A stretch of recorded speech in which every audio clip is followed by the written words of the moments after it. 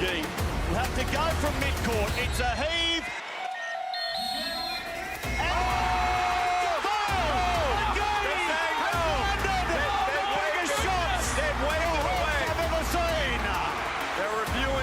The shot clock has expired.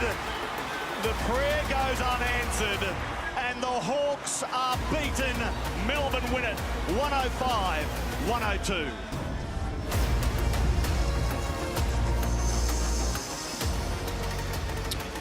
When you go to war with a championship on the line, things change. Not just for now, but forever. And everything, ever since last year's championship series between Melbourne and Illawarra, has been different. The one thing that hasn't changed is that the Illawarra Hawks have had their noses in front on both occasions. And Melbourne United having some serious questions asked about their NBL26 season after losing 4 games in a row. It's always a big one when Melbourne and Illawarra get together in the grand final rematch, but it is even bigger tonight in the scheme of both teams' seasons here at John Cain Arena. I'm Jack Heverin, 2 legends of the league alongside me, Derek Rucker and Andrew Gaze. And hasn't this game become big for Melbourne all of a sudden? Well, you look at that ladder, Jack, and Melbourne United, if they lose another game, they get in danger of getting down in that mix-up around 3, 4, 5, 6. Oh, now you agree with me.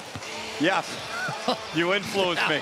Thank you. But Andrew, they need to find some patches of good play on both ends of the floor. Right now, they're starting to give up too many points on the defensive end, and offensively, they just appear out of rhythm for stretches of games that lead to L's. And Drewy, you're a little bit more glass half full about Melbourne United's situation, aren't you? Absolutely, although it's tempered a little bit with no Chris Goulding. He means so much to this team, particularly in this matchup where they're trying to spread the floor. But they've still got a high-quality team. They've been in this situation before, and yes, there's some players that are new to the roster. But the management, the coaching staff, they've been here, and you don't need panic at this time. You need that level head, and it's difficult when you've lost 5 out of your last 9 after going 9-0. It is a significant transformation. So the news, as we get close to tip-off, 2 minutes away, in fact, Jesse Edwards back tonight for Melbourne United, which is great for them. The significant loss, though, is Chris Goulding, I should say, who will miss with illness, which means that Milton Doyle becomes even more significant. And look, we know Melbourne United had a terrible, terrible game shooting the basketball from deep, 1 of 28. But Doyle did everything in his power to keep them competitive. He hit big buckets down the stretch, and I think in this game tonight, he will have to assert himself strongly on the offensive end early, Andrew. Lead others through his productivity, in particular scoring the basketball. Well, he had a poor game against Adelaide, 6 of 22, and against Melbourne down the stretch, against Sydney down the stretch, he missed a couple of big buckets that would have been the go-ahead free throws, and then at the end of regulation missed the one off the glass. So there's a bit going on in his head. As great as he is, having those 2 last scenarios, it's hard just to forget about that. So how he plays through that, and I think an early good start would be helpful. And there's a 7-foot problem on the other side of the court for Melbourne United, Derek. 37-14, 28-12. They are the 2 individual performances of JaVale McGee against Melbourne this season. And when you have put up those types of numbers against a team in the past 6 weeks, you're coming into this game with a tremendous amount of confidence. And look at the field goal percentage, almost 73% from the field. And our friend Damon Lowry talked about him being like Will Chamberlain. I won't go that far, but that's pretty damn dominant. Yeah, I'm really surprised that Jesse Edwards is not starting. Yeah. He is the closest like-for-like matchup. I appreciate that JaVale McGee has handed it to him the last couple of games, but they're going to have to do it collectively and come up with a different strategy while Edwards is not out there. We are just about ready to go at John Cain Arena. Another massive crowd on a scorching day here in Melbourne. Kelsey Brown is courtside for us tonight. Kels, welcome to you. Yeah, great to be here, guys. And you've touched on it. It's about Jesse Edwards. He's missed the last game with that bruised eye retina. Hello, Tyler. And he won't be starting this game. He is out for the start of this game. Fabian Krislovic comes into the starting lineup, and the big matchup between Fabian Krislovic and JaVale McGee is the very interesting one. Great work by you, Kels. Good to see Tyler stop past for a chat pre-game as well. Jesse Edwards, we can see on screen right there. There's Tyler Harvey, who's Found John Cain Arena to be a very happy hunting ground as we take a look at Melbourne's starting five. Tanner Krebs gets the start again, as does Fabian Krislovic. Yeah, well, this is a very strong starting five, although it is small, Andrew, so Dean Vickerman must have an ulterior motive up his sleeve, and I would imagine that would be play really fast. For Illawarra, Drew, they've been pretty settled in the last little while, and that includes Mason Peatling starting and Will Hickey, who's having some sort of season. Yeah, one of the most settled lineups when they have everyone available, so that'll help them. But the starters are great, but JaVale McGee, he's a big part of it, and he needs to have a big one if they're going to win on the road. 3 men in charge tonight: Chris Reed, Ken Arick, and Mark Grist. Thursday night hoops, all part of the Christmas extravaganza here in the Hungry Jacks NBL, and this is a big one. Championship rematch between Melbourne and Illawarra. And the Hawks 2-0 against United this season, as it's knocked out of play. And Jack, right away, we saw Krislovic go on to McGee, and Andrew, look at the size disparity.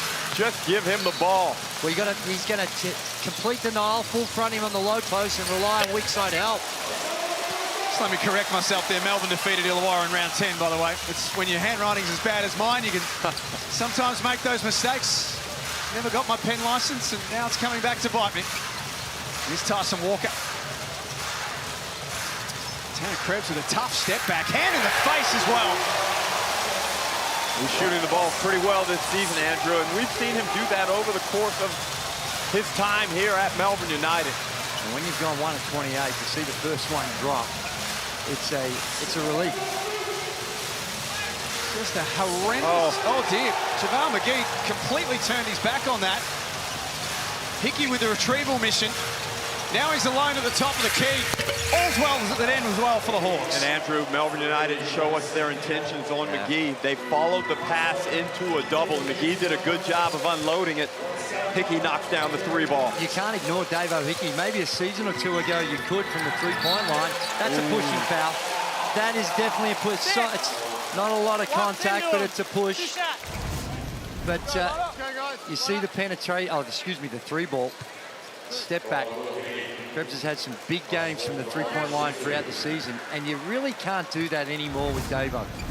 Is he a reliable 3-point shooter now, Andrew? Where would you categorize him? Well, he's almost doubled his points per game, and he's right at a I reckon, par right now at 33% from the 3-point line. To me, that's par, but he hasn't always been par throughout his career. And not only the numbers, but the eye test tells you that he is more confident shooting the ball, and it appears to be more of a fluid shot. Well, 25% on his career, so clearly he's made some improvements, and the confidence from the 3-ball looks a whole lot better. Little floaters left short there by Will Hickey. We'll hear from him shortly. Premium look for Walker. They couldn't hit a cow's backside with a guitar on Sunday. They've knocked down their first 2 tonight. And 2 good looks there. As they're having problems getting it up. All sorts of problems getting it over halfway in 8 seconds. And this is what I alluded to earlier, Andrew. Without Edwards up there, they have the opportunity to really try and speed the Illawarra Hawks up and force turnovers such as we saw right there. Yeah, and you shouldn't be throwing the ball to Peatling in the back of the court and saying, get it over the center line for us. And this is where the addition of Peterson, if he's in the starting lineup, when you've got extended pressure, you've got another ball carrier in there that can help in that situation. But the strategy's clear by Melbourne United. Walker found some space from Hickey, only momentarily. Krebs catch and shoot. That rattles out. But good looks early for Melbourne. Yeah, a quality shot there by Krebs. Just didn't fall in. Not all good shots go in. Hickey off the window. Wanted a foul as well. The confidence of Will Hickey is sky high. His season numbers there at 15.5 points a game, 8 rebounds, 7.5 assists, a steal, 1.5 blocks. He's filling up the stat sheet. Laney goes to the bucket. Your points are well taken, Jack. I'm not sure there's a better penetrator through seams than Will Hickey with a number of different types of finishes as Harvey's getting to work. his mind late, Tyler Harvey. Interesting decision. Krebs all the way. 10-5 start of the home team. Yeah, and the tempo right in the sweet spot of Melbourne United at the moment. Everything looks a whole lot better when the shot's dropping. Another turnover. Numerical advantage for United. Krebs with his feet set. Left that one well short. And if you're looking for an area that Davo needs to improve on, with the ball in his hands a lot more with the playmaker duties, he's got to tidy up some of his turnovers as Harvey just steps into a straight-on three. And it's a good-looking stroke. That is gorgeous. That jump shot is a thing of beauty. Puts it back to 2. Free-flowing start to this game. Krislovic, right place, right time. Can't score. Kelsey Brown, courtside. It looks like Melbourne United have responded to the meetings during the week. Apparently there was a leaders chat. I spoke to Dash Daniels pre-game and he said he's learnt a lot in his first season. Those meetings have just been a part of it, but plenty to come out of it, and it looks like they've responded, especially on that defensive end. Drewy, what do those conversations look like when you have those leadership-type meetings as Doyle misses out on the layup? What goes on in those meetings? Well, I think in Melbourne's situation, that they're open, they're frank, and they've got an experienced squad that they're prepared to accept feedback that may not always be complimentary. But it's easy to do that when you're still number 2 in the league and despite some losses, but they've made some changes to their rotation with the substitutions. Yeah, no Chris Goulding tonight, so Melissa Char getting some first quarter minutes. Dean Vickerman's shown that with Tom Coppins in the last couple of weeks, that if you suited up, stay ready. Harvey with the ball on a string. That's hard for Machar, who's a guy that hasn't played a lot. And here you go. Go out there and take on Tyler Harvey and stop him, please. That's a tough assignment. And Finn Delaney gets his opportunity in transition. He was very good in the first half on Sunday against Sydney here. He had 12 points in that game, most of them early. Wasn't able to make a contribution in the second half. Mention what a beautiful time of year it is, not just because it's Christmas, but because there are so many games of NBL at the moment. You can win from December 15 to 26. You can win bigger. Heap of prizes every day. Just scan that QR code, which is handy if you haven't done your Christmas shopping yet. Oh, yes. You can win a prize and just let the NBL do it for you. Jack, one of the stats that, I mean, Melbourne wouldn't be aware of this, but no team has ever lost 5 games in a row and then won the championship in the same season. Well, that's a brilliant stat, Andrew. Well, that's... I wonder if Dean Vickerman's aware of that one. He would not be aware of it. He's right in front of you. Why don't you yell it out to him and inform him? I don't think he'd want that information right at this particular point in time. This, and he gave us a couple of little nuggets on Sunday as well. Andrew Gaze, from a research and preparation perspective, is in career best form, Derek. Certainly is. My good friend Statman has helped me out enormously. There's a good matchup right here, Jack. QJ Peterson on Shea Ely. Oh, that's a push-off. He likes to get busy quickly, Peterson. Distributes to Peatling. Blanchfield came up with it, finding ways to try and get involved. He's had a challenging year, Todd Blanchfield, in comparison to last season. And I think in the early minutes, Dean Vickerman won that little chesses match. They were able to hold McGee scoreless without playing a big against him.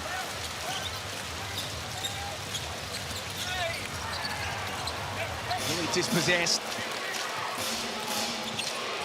Harvey assesses options, fires a bullet cross court for Peterson. Edwards slips over. Peterson misses a bunny. Great hustle by Peatling against his former team. Harvey, top of the key. Got it. Vickerman doesn't like it. And it's the second effort. That's a tough assignment when you're trying to crash the board. Look at the Amy replay. And the ball bounces out. So you're there, you're crashing the boards, you're thinking you're going to come up with it, and you got one of the best shooters we've seen in a couple of generations, wide open at the top of the key. In those instances, though, you've just got to run off Harvey. Yeah. You can't allow him to raise up into that jumper. He's too accurate. Hawks back within one. Davo Hickey's been a big part of Illawarra's season so far, and Kelsey caught up with him pre-game. Davo back in this arena, back playing Melbourne United. Surely John Cain Arena holds some special memories for you.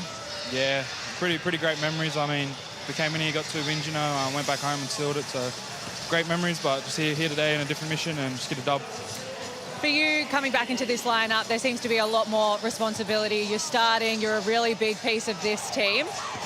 Are you thriving under that added responsibility? Yeah, I feel like I am. It's definitely a learning curve. Like, I'm not gonna lie, but there's a learning curve to it, and still getting my head around that. But on a whole, it's coming together, and the boys are looking good. We're just taking it a game at a time, like I said, and if we do that, we're good going forward. Sorry. What are the biggest learnings? Probably just how to actually lead. You know, be a point guard and go out there and do it. But at the end of the day, I'm just here to do whatever the team needs to win. The Will Hickey story is one of the best, I think, in the NBL. He sat at the end of Melbourne and Southeast Melbourne benches as a development player, was told that he wasn't good enough, got an opportunity with Illawarra. Look at him now. And even prior to that, some days we do a deep dive into someone, Will, about the challenges growing up he had as well, and what he had to go through. It is just incredible credit to him. The Char can't score. And Jack, I like he has the awareness to understand the growth and the learning required to be a high-level import in this league. And every game is a learning lesson, Andrew, because historically there have been outstanding point guards and lead ball handlers in the NBL. Melbourne by 1. Some stern words from Dean Vickerman, you'd imagine, out of that timeout. Edwards might have got away with a travel. It'll be a Melbourne ball from the baseline. Kelsey, what did Dean Vickerman have to say? Well, it was about their O-boards to begin with, but then he turned around and he said, there is one man that we have to get to when they get an O-board, and it's Tyler Harvey. No one is finding him. If they get another one, which they shouldn't, someone find Harvey. Yeah, and Jesse Edwards closed him out tentatively. I know he's worried about the blow by Andrew, but the first priority is to take away the 3-point. Yep. Bowen had the seal on Harvey. Swing that ball from side to side. Illy into the paint. Scores with 1 to come. Great athleticism and strength. Takes that contact. Peatling worse for wear. Illy comes out of that corner like he was shot out of a cannon. Watch this right here, Andrew. Up. Oh, he gets the knee in the Peatling's midsection. It is. And that will make the double over. And Peatling, what brought him undone is he dropped the arms. He went vertically, but then with the contact, as you can appreciate, particularly when you're hit in the very sensitive area, it's not unreasonable to foul. And I appreciate your tact this evening. Better choice of words. Oh, I thought he was sensitive about the sensitive area. I thought he handled the situation quite well. Apparently, you're not allowed to use the too. I'm all for it. Illy down the middle. Off to Edwards. Little extension, Melbourne lead by 6. It's the first break we've had in the game so far. And also it's the first phase of play where we got big man as QJ Peterson rips one from the corner. We've played almost 7 minutes, Derek, and JaVale McGee has virtually been irrelevant. Hasn't taken a shot. He's got 1 rebound. That's it. Now, I know he's spent a brief period of time on the bench, but He gets whistled for a pushing foul into the back of JaVale McGee. And this is one of the weak spots with Edwards. He has a tendency to get unnecessary fouls. 2 good performances of his own against Illawarra. 14 points, 8 rebounds, 19 points, 6 rebounds. Peterson flashes to the other end. I'll find a way to get it to McGee. McGee has not seen it at all. Here we go. And this is an area where we think that, and the last 2 games is where they're dominating, is through McGee. Now with Edwards coming out of the game, I would have liked to see Edwards stay on just a little bit longer because I like Illy and Walker out on the court at the same time, Jack. He's had a disjointed season, Shea Illy. Only his 7th game, missed rounds 3 to 8. And also rounds 10 to 11 with hamstring-related issues. The numbers stack up when he plays. Melbourne are normally winning or very close to winning. And with him and Walker out on the floor, you've got 2 guys that can pester the ball. But more importantly, they're really, really good in the open court of probing and pushing that basketball from A to B.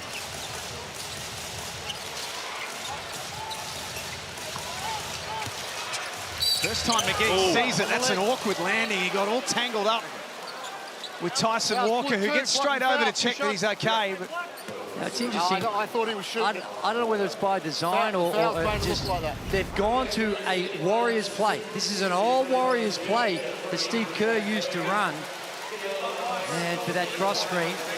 And when you need to find familiarity, when you're someone like McGee, to go back to something that you know has been very, very successful. there is numbers in the bottom part of the screen against Melbourne this season in the 2 games. They are insane.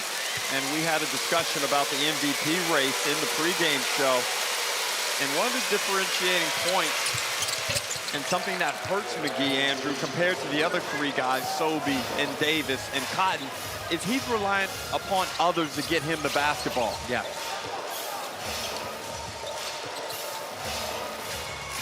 Very interesting dynamic between you two in the pregame. Zilly lines one up. Is that a compliment, Jack? Well, I'm slightly offended, no, Drew. it was certainly fun. Andrew liked your MVP top 3, but hated your top 15. So makes sense of that. Here's Daniels on his 18th birthday. Very good. In case you don't know, 15's more than 3, in case you haven't been able to figure that out. Peterson from the elbow. Kept it alive. Smart play. McGee still fossicking for it. Hawks get another look and 10 seconds to work with on the shot clock. Blanchfield's pass knocked down. Down to 3. That's suboptimal, that offensive set. Well, and here's another 3 substitutions for Melbourne United. Melbourne United are just throwing lineups in here to try and find a formula. Now, they lead it by 3, but I think this is also about trying to keep them fresh. They're coming off 2 overtime games, and they're trying to pick up the floor, and there is that call of the season. In fact, the last few seasons, the moving screen. You never get set, you readjust, make contact, and disadvantage. That's 2 fouls on Milton Doyle, and he waves away to the officials, and he's going to get a behavior warning. He's very lucky because we've seen that whistle of technical. Doyle leans into Hickey. Was that a foul, Drew? What did he do wrong there, Drewy? Or did he do anything? Well, I guess they're saying he's moving forward a little and had to set all that stationary, but easy bucket off the inbound. But in those situations, the person that's getting hit, falling on the floor, seems to get rewarded more than other circumstances. 19-18 as we tick down to quarter time. Doyle staying out there with 2 fouls. Hickey all up and in. Forces a tough shot. A really good defensive quarter by the Hawks, one of their best in some time, and that's a poor entry pass from Harvey. JaVale McGee looked a little bit sore on that knee as well. He looked a little frustrated as well. The last 2 possessions, he's pulling faces. He's frustrated that he's not getting touches. It's guarded by Fabian Krislovic this possession. Up the big man goes. And the frustration continues to build for the 3-time NBA champion. Walker from the corner. Peterson gets after it. Lightning fast from one end to the other. Great hands there, Andrew, to get that ball and advance down the court to get an easy 2. And Matty Campbell tells me that in practice he did a 360 dunk the other day. We never saw that level of expression on the breakaway there. So I don't know whether he's talking about the right person or not. Walker, he's been streaky from the 3-point line. A little inconsistent, but he can knock him down. 26.2. Well, he makes enough to keep the defense honest and stretch that floor as Milton Doyle will take a seat on the bench with those 2 fouls, and he looked somewhat dismayed with his performance. Well, Walker's been really good. 3 of 5 to 10 points. Just having a look at Tyler Harvey here. He looks sore. Having some trouble breathing by the looks of it. Whether it's a knock somewhere, well, Kelsey will be all across that one, no doubt, as we head towards quarter time. We'll see how hurt he really is if he gets a chance to shoot the basketball. Peterson with 6 on the clock. Finds the roller. McGee misses from close range. Walker got it away in time, but it won't go down. 4 points separating Melbourne and Illawarra at quarter time at John Cain Arena. It's 24-20. It's Thursday night hoops in front of a big crowd, and it's the Hungry Jacks NBL.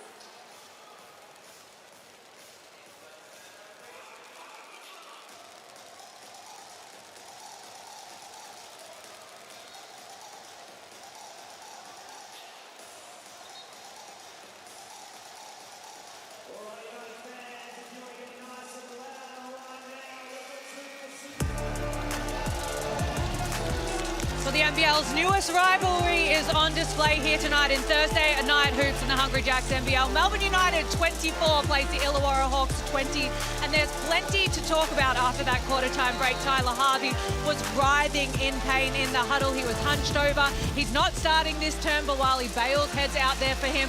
And on the other side of things, Dean Vickerman, he's hamstrung with the minutes restriction that Shea Illy is currently on. He looked to the bench when Milton Doyle had those 2 fouls, and he didn't know who else to put in. So plenty to watch throughout the course of this game. Great work, Kels. Fierce and intense opening quarter between Melbourne and Illawarra. Tyler Harvey with some issues to work through. Oh, hang on. 0 white, baseline. I've got an offensive foul up here, Mark. An offensive screen. Bodies go flying everywhere. Yeah, and again, Andrew, it looks like we've got a screening foul on Finn Delaney before all the dominoes fell. Now, early whistle at the top. And again, it's on the screener. Crystal, talk to you. And as we constantly say, some of the responsibility is with the person with the ball. They need to wait until the screener is set and not flinching in the slightest. And the Hawks struggling from 2-point range. They're now 3 of 15 from inside the 3-point line. 7 of 23 overall at 30%. You're not going to win games shooting it at 30%. Delaney makes it a 7-point game.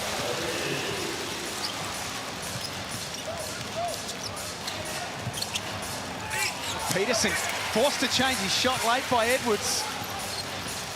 That's the presence of Melbourne's big man. One of the premier shot blockers in the NBL. Walker turns the corner. Justin Tatum has seen enough in 57 seconds.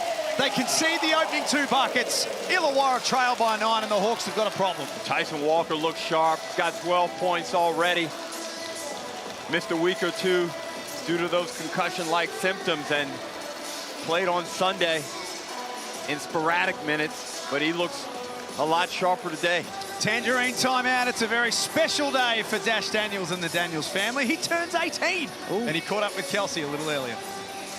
Dash United were flying at the start of the year. Everything seems to have changed. Lessons in your first year of NBL basketball. What have you learnt through this last month? I've learned a lot. I mean, there's going to be ups and downs, and you got to be able to, ride that wave. And like right now, we've coming off a couple of losses, and we need to fight through adversity and then get this win tonight. So it's good. It's your birthday today. Firstly, happy birthday to you. 18. Any plans? I think I'm just having a little dinner tonight with the family and friends. So yeah, that'll be good. And lastly, we know that your dad is over in the US, which means you're not the favourite child, but you are our favourite right here in the NBL. Thank so you. Happy birthday to Dash. 18. Yeah. Hip hooray. I'm going to eat all this before the game, so that'll be good. Kelsey made that chocolate cake herself. That cake looked good. That's the extra touch that you get here in the NBL. I'm trying to find out where it is. I might get a piece at halftime, Drewy. Yeah, I'm with you. I've got really good blood results from yesterday, so I can let loose a little. Nice. Congrats to you, Andrew. Thank you. I've worked hard. That chocolate cake looked delightful. 29-20. What would have been on the agenda for Justin Tatum in that timeout as JaVale McGee's on the board? That right there. Let's figure out a way to effectively get the basketball to McGee. Poor passing has been kind of emblematic of how they've worked all season with McGee. Walker from deep is fouled. Riley Bales gets a little too close. And the New York native will be shooting three. Yeah, it is. And I think he'd also be talking about the defense, the pace at which Melbourne United are playing at. They're able to zip the ball side to side. Certainly in transition, they've been very good. 10 fast break points already. And here we see Tyler Harvey, who that would be a huge out. Let's not forget that Chris Golding is not even in the building. Good evening to you, Chris. Hopefully you're feeling a little better. Tyler Harvey looks in real discomfort with that lower back.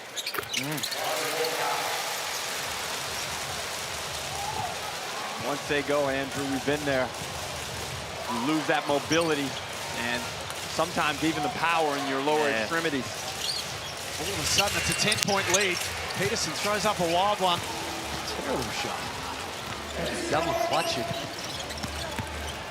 Delaney with the size advantage wants to back in on Riley Bales. Alarm bells going off everywhere for Illawarra. It's a double whammy. They haven't been able to keep the scoreboard ticking over.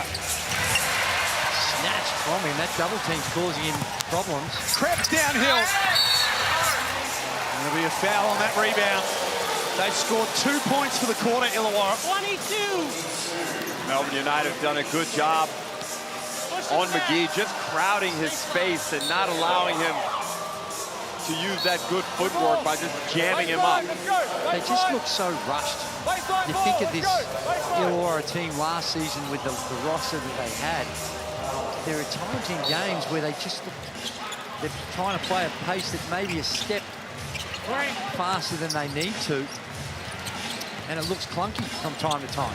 Edwards wants a piece of McGee. Takes it right through his chest, elevates. Now he has very good touch. The footwork is still developing. The pelvic strength and the core strength similar. This game has changed significantly. At the start of the second, McGee takes it at Edwards at the other end. Let's just let these two go to war. Very high release point, Andrew, on that little shot. Oh, hello. Greeta's gone down and he's holding his knee. That is never a good sign when it comes to Dan Greeta. Is it easy to? He's trying to shake it out. Hopefully it's just a knee on knee. Now, as uncomfortable that is, given what he's had to go through throughout his career, that would be uncomfortable but tolerable. He looks fine. He's had a horrendous history, Dan Greeta. Watch for number 11 here. Yeah, just that knee on knee. Awful history of knee injuries. The fact that he's still out there now playing in a championship winner is a brilliant story in itself. Hopefully he can shake that off pretty quickly. His team need him. His team also need Tyler Harvey, who's moving a lot more freely in his return to the court. Beautiful back cut there. Lost his man. Nice one-hand finish. It's right, Jack. They desperately need Harvey and his offensive potential. Delaney misses a bunny. Greta snatches it away. JaVale McGee is just holding his face after that rebound contest. Greta out of control. More changes coming from the Hawks side of things.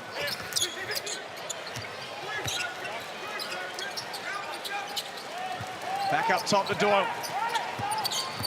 Has not scored in this game so far. He's 0 of 2. And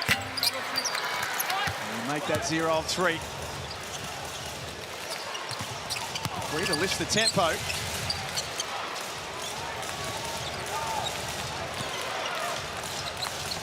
Just a lack of organization on the offensive end, Andrew. It's random basketball, random plays at the moment, and it's not successful.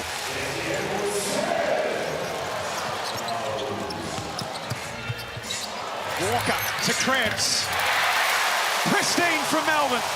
They lead by 15. And they've knocked down their 5th three-pointer. And Illawarra are last in the league in opponents' three-point makes per game. They give up about 12. Melbourne United are well and truly on their way of passing that number. Just wonder off that play alone there, Derek. Harvey for McGee inside. Big man unsuccessful and they lose possession. Does that last Illawarra's offensive set on the Amy replay followed by Melbourne's, does it highlight the difference of having a pure point guard? It's a great point. And, you know, we already highlighted the fact that Dave O'Hickey's still trying to learn the position at this level. Tyler Harvey can play point guard at times, but he's not a true point guard. That's why I'm surprised that Wally Bales hasn't been able to secure more minutes on a consistent basis. Yeah, when you don't have that elite playmaker creator, which I think Dave O'Hickey can become, but he's not there just yet. Yep. You've got to rely more on your system. Just be a little bit more structured, I think. This is from underneath. Melbourne get after that ball. Bowen first and then Daniels, but he lost it. Hawks on the charge. There's Luca Yates out there to try and give the Hawks something. He's fouled. 18. He's coming off the back of 9 minutes on Thursday night. Only averages 3 for the season, the 22-year-old. But Justin Tatum, he's willing to give anyone a look at the moment. Pure. Team has a very emotional reaction whenever Tyler Harvey or JaVale McGee scores. That they are clearly his priority in their scout and what they want to do, and they are the types of shots that they would have worked on to take away, and they've been able to do it. That is delightful from Tyler Harvey. They need it. 12 points down, the Illawarra Hawks. We'll see them at Hoops Fest. Hopefully we see everyone at Hoops Fest coming up. This is some sort of event. We loved it last year, Derek, at the start of the season. This year we're going to be in WA from the 15th until the 18th of January. The NBL will be there, the WNBL. We've got the Fan Zone, the Hoops Fest Cup, Sneakerland. You can check it all out at hoopsfest.com.au, and you could win your way there by scanning that QR code. Yeah, scan that code right now, get involved, and it's a great time, Andrew. There's something for everyone. My word. There's basketball all over the joint, which we love. It's a great city. Beautiful city. Bring your sunscreen. It can get a little warm, but all indoors in air-conditioned comfort with the wonderful facilities that Perth and Western Australia in general have at their disposal. That's coming up in about a month's time from now. Full weekend of basketball at Hoops Fest. Kelsey, you were listening in the timeout. I was. For Dean, it was all about being more aggressive on the offensive end. He said he wants them to get to the rim. And on the defensive end, again, it was all about Tyler Harvey. You're right, he has an emotional reaction when he shoots that three. But I want to talk about the other side of the fence, Illawarra Hawks. I asked Dave O'Hickey pre-game about that bench rotation. He said that's one of the things that's been missing for them, impact off the bench. So expect to see a little bit more from there. Got 13 of their 29 points, Tyler Harvey. You know, and last year in their pursuit and winning of that championship, they were great with their bench players. Hyunjung Lee, Lockie Ulbrich. Well, Hickey was off the bench last year. Even Darius Days came off the bench in the second half of the season. And Blanchfield? yes, they just haven't been able to build that type of camaraderie and productivity this season. And style of play too. And this is only one game, but it's somewhat indicative that they can get a little clunky on the offensive end, and they've only been to the free throw line. They're 2 of 2 from the free throw line. 2 free throws to Melbourne United. Has 12 free throws. And there might be some Illawarra fans are saying, "Oh, that's a officiating problem." No, that is a problem about your style and getting to the rim. I'm not sure that's officiating. But you will see what you want to see, I guess, as Doyle steps out of bounds. And the Hawks catch a break there because Doyle had a clear path to the bucket, stepped out of bounds as he went to penetrate. Now the window's opened up just a little bit for Illawarra. They need a good bucket here. Get that lead down to 10, maybe 9. Harvey got open. Dean Vickerman can breathe a sigh of relief. Only momentarily, though. The Hawks get the ball back. Harvey takes Daniels to school. You'd be disappointed with that. He looms large all the same. This is the Hawks' #1. Here's Daniels forcing his way in, the youngster. He'll also be disappointed with it. Swakala bullet. Loose ball hustle. 41-29. Hickey off balance. Draws the foul. He went to that D-cell move on his left hand, and it didn't look like a lot of contact from our angle, but referees had a really good view on it down there. No, that's true. A lot of ball. It was clean with the ball. It was down low. They've called it, and you don't see this very often at the NBL level, where you got a substitution where 4 guys have come in at the one time, so you get a fresh squad out on the floor. Well, I mean, Andrew, they're playing well in this game, and they're up 12. The Hickey misses the first one. But, you know, Dean Vickerman is trying to find some rhythm. Oh, yeah, there's contact there. Yeah. But Dean Vickerman's trying to find some rotations and substitution patterns that are going to be successful for his team as the season progresses. For sure, and he's given a lot of different looks out here. This one, not yet, not yet. Please hold. It's coming back. Just out of interest, have the code word handy. The code word is keeper, which is what Melinda said you are, Andrew. Keeper. And that code word's about to come in handy. 3 very nervous free throw attempts from Will Hickey. Burgers for the state of Victoria. Krislovic up top. Jumps out. Melbourne 5 of 16 from long range. Anything sounds better than 1 for 28 that they were on Sunday. This has actually been one of their better possessions until that pass, but they've actually thrown more than 5 passes. It works out for them. They're back within 10. Basketball can be so simple. Move the ball, move your body. Good shots usually just present organically. It's a genuine test when the ball moves that much for the adjustments that the defense have to make. Oh, boy. Krislovic's little layup does a lap, and Dean Vickerman's got that sort of furrowed brow that he has when he's not liking the way things are going. You can sense that the Hawks are making a run, and that run just got a little bit better. And then you can come back and look for quick opportunities, but it's always built off the foundation of multiple passes in a possession. Get your confidence up. 8 unanswered points for the visitors, and it's happened quick.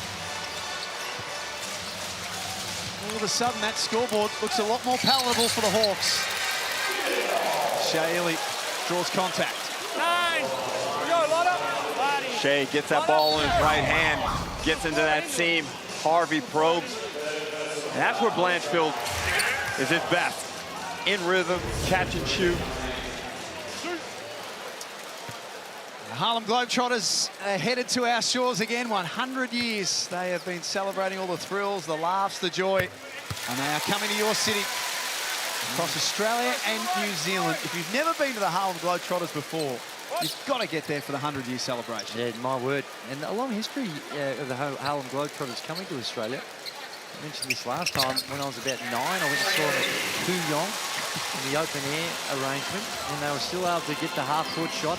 Yep. Went off the backboard, I remember that. They do a terrific job. Yates in a low block. It's been in there for a while. Boots it back out to Peterson. 6 on the clock. Jumper's left short. Illy flies up to the other end, and Illawarra go with him. Blanchfield and Greeter met him at the summit. And then Greeter tosses it away. Wow. Harvey strips it back off Walker. Long pass into the corner. Huge for Illawarra. Huge for Todd Blanchfield. And great fight back by the Illawarra Hawks to cut this lead back to 6. Illy goes to the rack. I don't know what's going on there. He just had a gutful.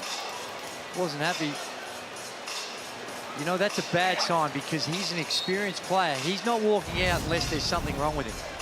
Now, we know he's had the hamstring injuries. Twice this year already. So the frustration, and I hate to say it, but something of that order would have been the cause because he's the ultimate teammate. Andrew, I can't recall seeing that during a live ball circumstance. Well, but he's only doing it because it's extreme.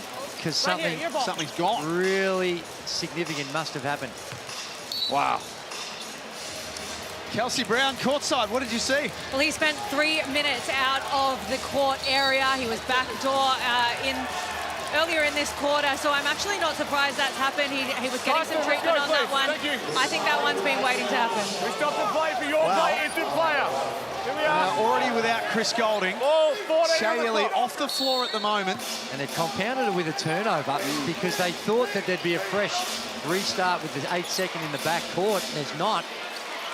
You heard the officials say they stopped it for your player. And now there's only 4 on the shot clock for the Hawks.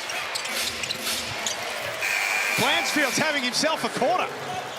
He scored the last 3 possessions. 8 points, 2 threes, and the putback 2.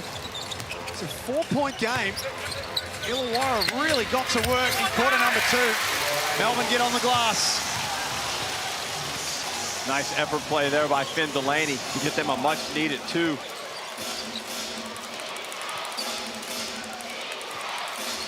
What, 15 points down earlier in the quarter.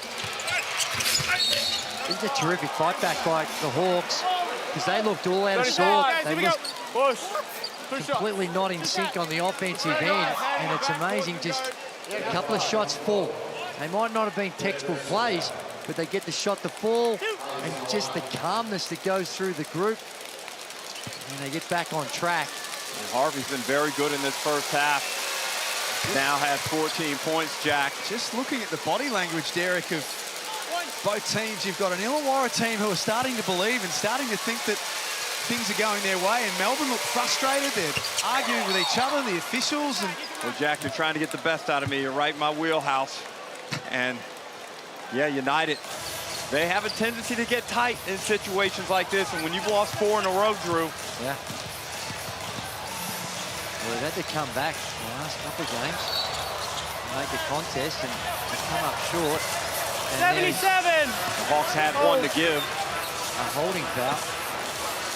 Maybe committed the foul a little early. There's just trying to be disruptive. Maybe another 1.5 seconds later would have been ideal. Edwards off the bounce. McGee gets his money's worth on the foul. How's that athleticism from a 7-footer? It is. And also, on the flip side of that, JaVale McGee having all sorts of problems sliding his feet and keeping the big fella in front. And a couple of momentum free throws here for Edwards. Just to go into halftime with a good taste in your mouth.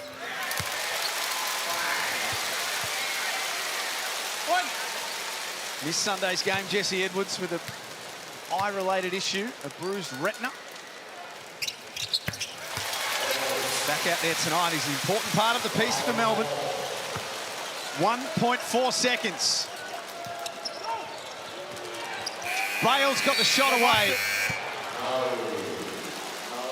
We are set up for another second half thriller between Melbourne and Illawarra, two teams who went to war over the course of 5 games in last year's championship series. They've gone to war twice this year already, and at halftime we've got another battle.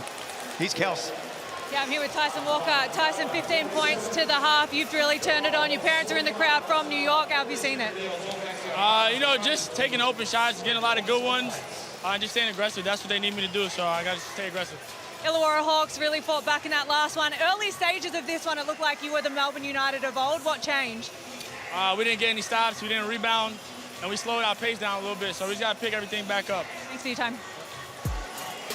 6 points the difference as we enter the halftime break. 47 Melbourne United plays 41 the Illawarra Hawks. Don't go anywhere. The Hungry Jacks halftime highlights will be back after this.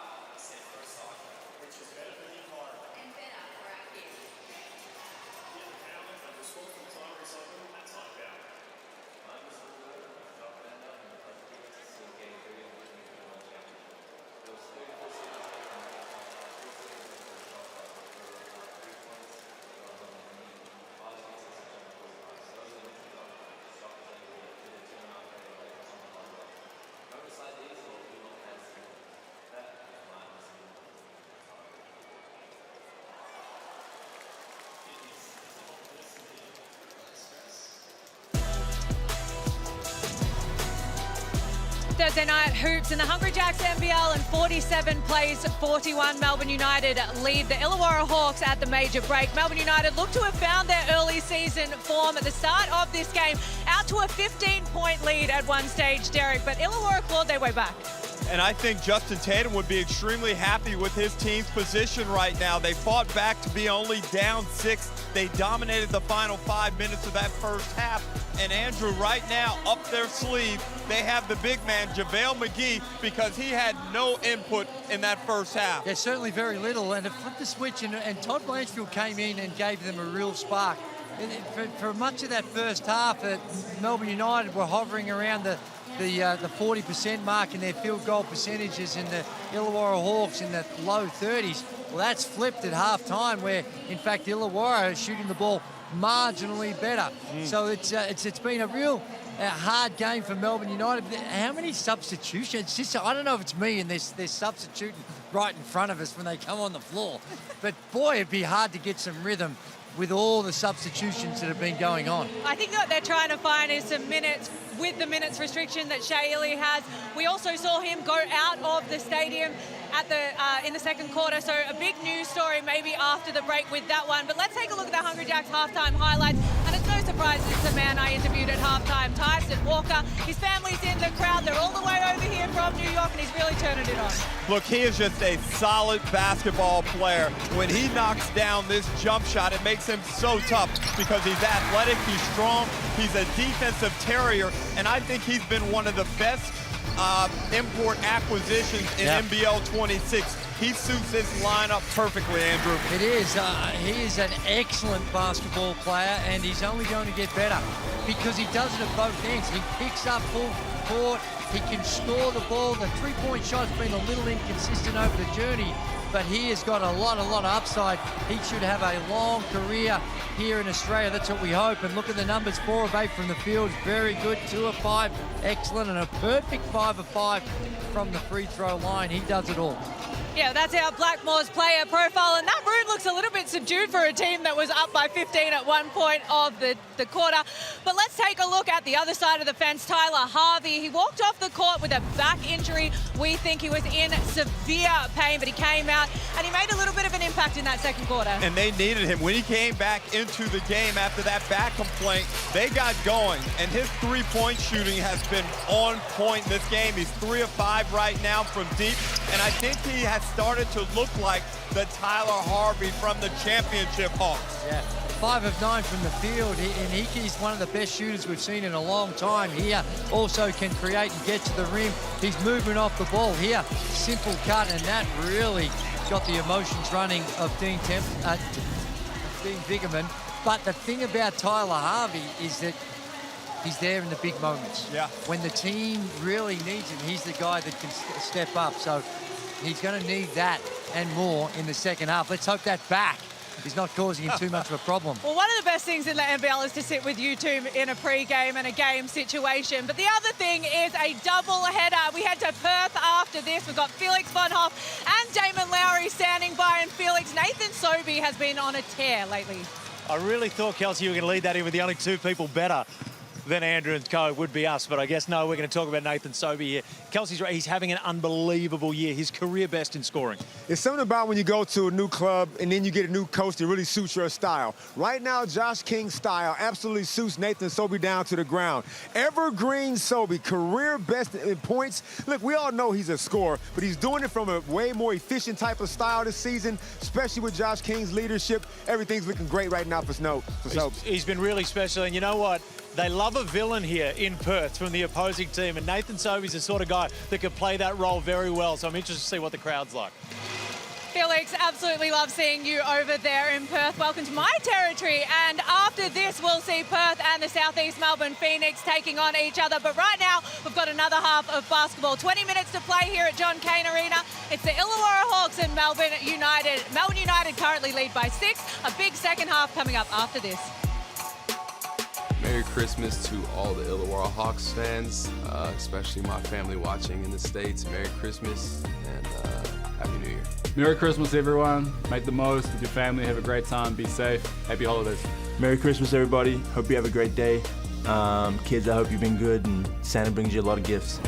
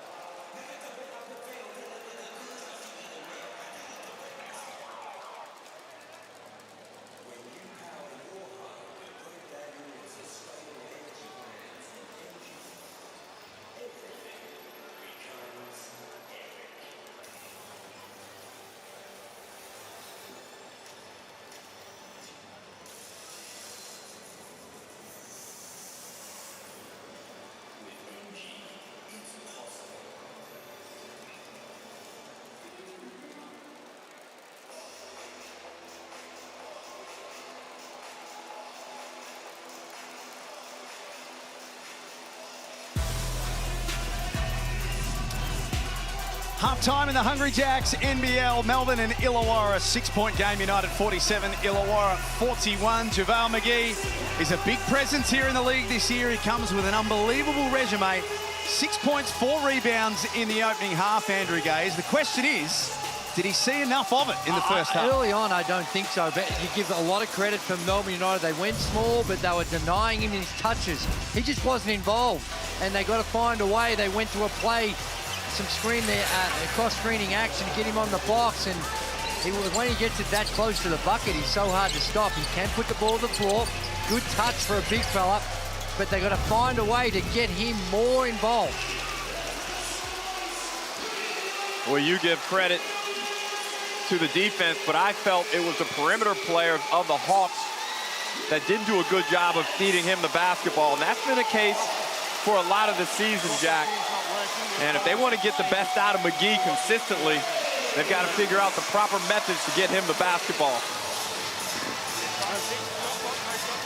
No clock up there. Third quarter about to get underway. Melbourne have lost their last 6 third quarters, particularly in the game against Sydney on Sunday. That's where they came undone in quarter number 3. They let the Kings back into the game. And they've got a small lead in this one, but any lead is an important one. Nice pass, McGee for Hickey.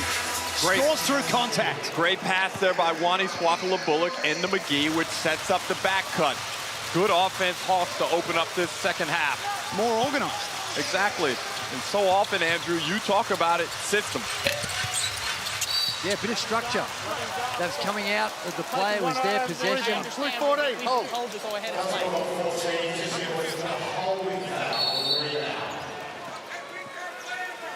So just hold fire for a minute. We've got a shot clock issue We can't see it. at the Illawarra end. You got to work that out now. They're working that out now. Shot clock is a malfunction. Someone needs to jiggle the tables or something. Well, I mean, Andrew has just gone complete black. I asked if we've got permission to proceed. That's why I come over and told you. You told me. I mean, like, ask me. I can't deal with, like, just not saying it. That's tough. So you're not happy to proceed without it? No, I can't see it. Why would you want to proceed? Well, he was quite clear. So replay center. This is going to be a major stoppage if you're not going to play until happy to proceed without the shot clock. I would expect it's within their rights to, because if the game's running down and the clock, you can't see the shot clock. Now, Well, it's not like Illawarra have actually been moving the ball where the 24-second shot clock's been a factor.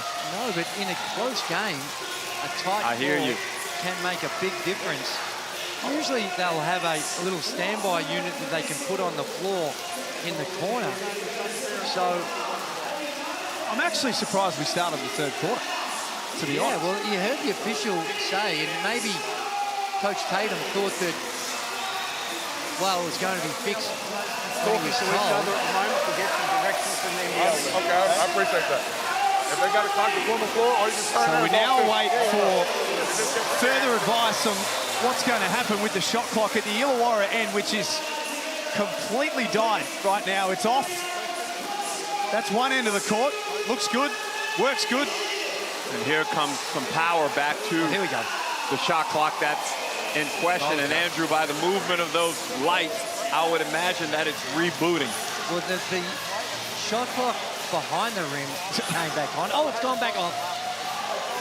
So clearly there's a connection issue that needs to be rectified. Yeah, I would.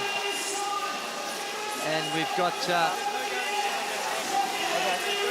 So we've got a bit of a break in play here. JaVale McGee just taking the chance to stretch. We might take the opportunity to get to Kelsey Brown, who's standing at the Melbourne bench at the moment. Kels, what's going on there? Well, not great news for Melbourne United. Obviously, the shot clock is an issue, but bigger issues on the injury front. Shea Ili is ruled out of the game entirely, which means they are now without Chris Goulding and Shea Ili. No word on what the actual injury is yet, but by the looks of things and by the sounds of the Melbourne United people, it doesn't sound great.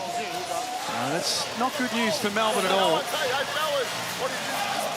So here's what's to come for United. I mean, the next game is a big one as well. It's the open air game against the Jack Jumpers on December 23. So in a few days from now, and they play Brisbane on the 27th, Tasmania again on the 3rd away. Gen 7 Ignite Cup, they travel to Bendigo to host the Cairns Taipans, and then the Sydney Kings away as well. So this is the point in the season, which is well documented with Melbourne and also Southeast Melbourne, where they lose their home floor and they've got to go on the road a little.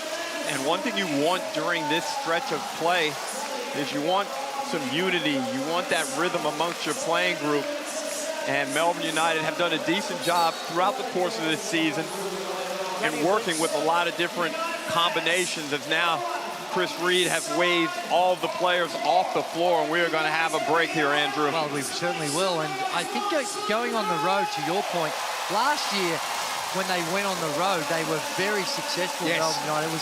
It got the season back on track. And sometimes when you're on the road, you look at the schedule, Illawarra's next 5 games, no easy games whatsoever, and it doesn't get much easier than Adelaide and Sydney. Oh my goodness, that is going to be a tough stretch they're going through. Melbourne, Adelaide, Sydney, their 3-game stretch they're on right now. And Vince Crivelli from the operations department at Melbourne United is having a chat to Justin Tatum to see if he can convince him to play. There it is, it's back on. It's back on! Oh no, it's gone off again. Oh no, it was here for a second. So there's Vince Crivelli, the NBL's Chief Operating Officer, who just happens to be in the venue tonight, luckily. The shot clock was switched on. It looked good for a second, and then it died again. Yeah.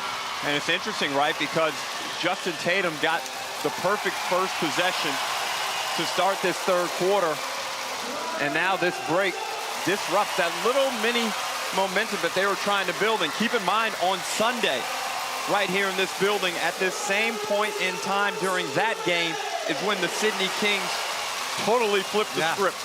Now, what they've done in situations like this in the past, if they can't rectify it, one of the compromises is that you have the court announcer to count down the last 5 seconds of each possession. That's highly annoying. And it's not accurate. And would you trust Wayne Peterson counting the opposition to 24?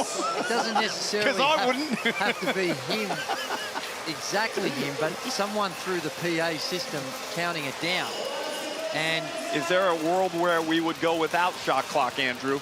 I don't think so, unless it's both. Like Tatum was saying, we'll turn theirs off, and he's happy to do that, which they could do, because there is shot clocks that face the fans behind the glass that could be there, but you can't play without a shot clock.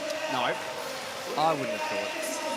We did that a couple of years ago. Remember they went out and in Cairns, and they played without it and said, well, let's just act within the spirit of the game.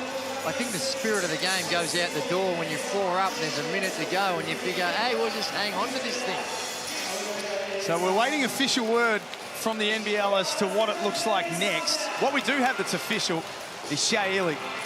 He's not out there at the moment, not on the Melbourne bench. So let's just take a little look here. Now, he's had 2 separate hamstring injuries this year. That's the reaction, Drewy. What happens next? That. You never see that from Shea Ili. And that's clear frustration on his behalf. He knows that something is not right. And given the speed at which he made an assessment of what's going on, and just the walking out, it's the best guess would be that it's a reoccurrence of that hamstring injury. And hamstring injuries, for anyone that's ever had one, they are so difficult to assess when they've reached full healing. And it can feel great, Andrew. Yeah. Then you go and burst like we saw Ili do there, and boom, you're out for another few weeks. So we just got word Vince Crivelli stopped past the commentary desk, which we appreciate. So a 5-minute break in play. They're going to try and hardwire the shot clock in that time, see if that solves the issue. If not... So is it done wirelessly? Is it? I'm no technician. If not, they will then come up with a solution that doesn't disadvantage either team. That is the official word from the NBL right now. Drewy grew up in a basketball stadium. Surely he has some expertise on this type of situation. No, I'm just... Yeah, what did you do at Albert Park when you were growing up, Drewy? Oh, you jiggled 2 buckets. Your first go to is what we all do, and that's your reboot. Once you've gone through the reboot, then there's a bit of a jiggling of the cables. Okay. And then if that doesn't happen, you're 1-800-HELP line, and then you sit on the help line for a good 2 or 3 hours. Yep. Then eventually someone comes through and says, no, sir, we can't help you. And they say that your call is valuable to us. We are experiencing a high level of calls right now. And you wait 5.5, 6 hours, and you don't get the outcome, and then they send you, can you rate us on how we handled your complaint? Well, yes, I can rate you, and it was lousy. So it's an unfortunate stop at play here.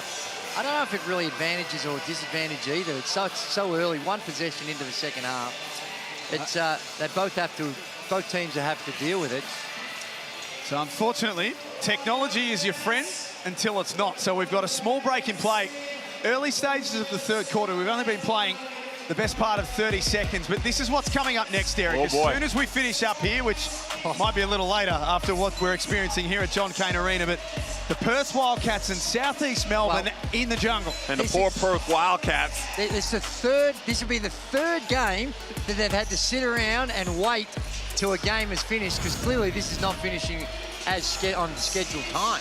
Well, that's a big encounter. The Perth Wildcats, I saw their head coach, John Riley, talking about their poor performances in front of the Red Army, and they're hoping to be able to reestablish themselves tonight. But Southeast Melbourne behind Nathan Sobey, one of the most dangerous teams in the competition, Drew. That's coming up next, Perth and Southeast Melbourne.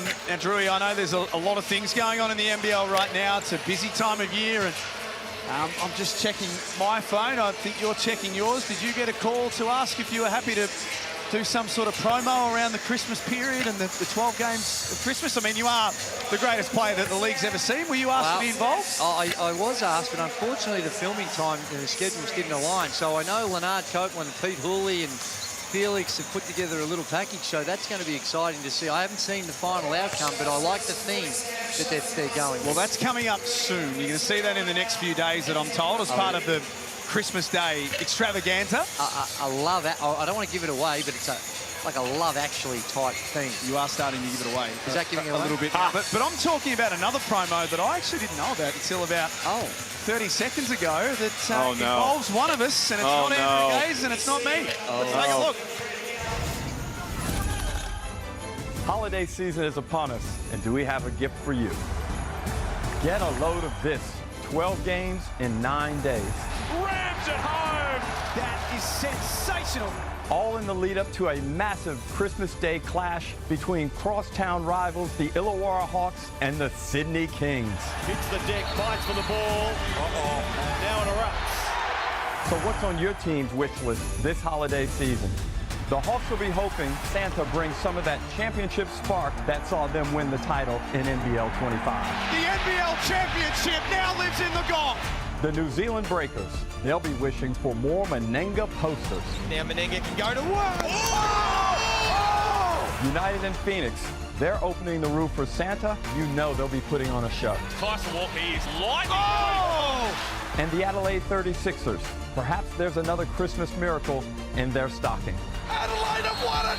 They have stormed their way back in and stolen the game. Can Santa bring the Taipans, Jackies, and Bullets some much-needed W's this festive season? We've just got some health back in the team, and we're finding a bit of a rhythm, and day by day I think we're getting a little better. And for the Sydney Kings, Santa has come early. His name is Kendrick Davis. Kendrick Davis just too quick. Good luck stopping this man. Davis on the step through. That is a crafty move. So deck the halls, because 'tis the season, and there's no better present than the gift of NBL hoops during Christmas. Nice behind the back pass from Cotton. Finishing touches from Vasiljevic. This is the NBL's 12 Days of Christmas. You're welcome. Oh, Derek Rucker, very good. And then the little single at the end, Drewy, that you're welcome in his real serious sort of face as well. What about all the camera angles that Derek Rucker requested? If he was an ice cream, he'd lick himself to death. I thought that was just a practice thing. I didn't realize that was actually going to air. What is going on? That was a solid performance by you. Perhaps, maybe just bit more energy here and there, but overall, what I would be interested to know is how much makeup was applied for that as well. That face looked very smooth. In fact, it didn't move. And we know Derek takes pride. Look at it. Look at the nice gear and everything. Just maybe have a look at some of those angles, because you're getting a little older and there's a few more blemishes than there once was. So some of the You're mean. It's the holiday feed. It's supposed to be nice. Maybe ask for the standard definition rather than the high definition. Really, the face just did not move one little bit. Tell you what, Santa has bought us a new shot clock by the looks of things. Yeah. Santa's gone down to Bunnings, grabbed the necessary tools, and we're just about ready to go again. Good news. Great news. It couldn't have come at a better time. It's getting warm in here. Oh, just at the very end there. You're welcome. This is real dramatic. Melrose Place sort of stuff, Derek. Melrose Place? You're going deep in the archives there. Derek would have been a dangerous man at Melrose Place. Boy. So now we start again, 47-43. Little break in play to start the third.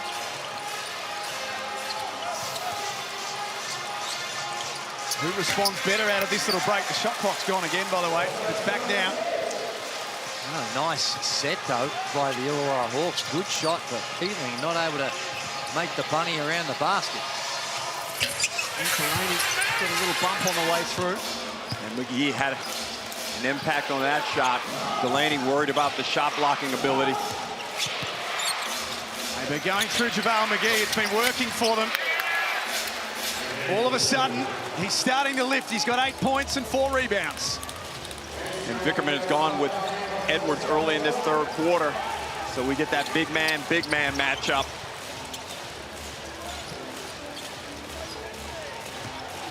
Here's Melbourne's big man, Jesse Edwards. The athleticism off the bounce again. He's going straight at McGee. He's taking away his length by getting his body into the chest of McGee. And it's been successful. Jesse Edwards with 10 points of his own, 7 rebounds too. The big man going to work in the third quarter. And Drew, that high on ball with Peeling is bearing fruit. Peeling doing a good job on the catch and making a play. Great pass by Peeling. 2-point game. If you have just joined us, Melbourne led by 15 midway through quarter number 2. Since the restart, it's been bucket for bucket. 14 minutes was the delay with the shot clock issue. McGee slaps that one clear.